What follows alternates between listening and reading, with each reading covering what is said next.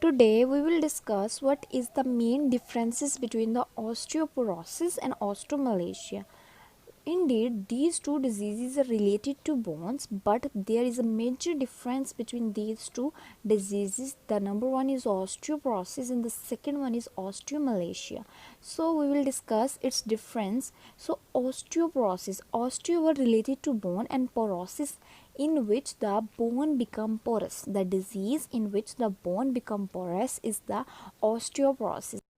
What does mean by porous? Porous mean in which bone loses its strength because it cannot able to bear any kind of pressure. The strength of the bone loses. Okay, so in this type of condition, the bone is osteoporosis. Okay, but osteomalacia is a different thing. In osteomalacia, there is a softening of the bone because of the deficiency of vitamin D and calcium.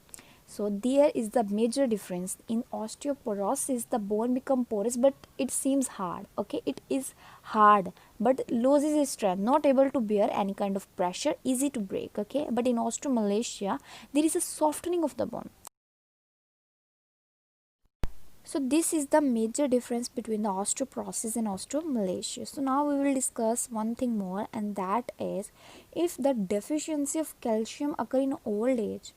So this leads to osteoporosis. In this picture you can easily say the forward bending of the vertebral column.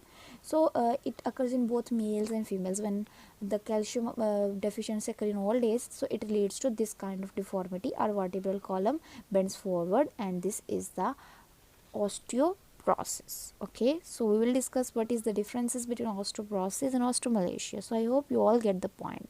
Any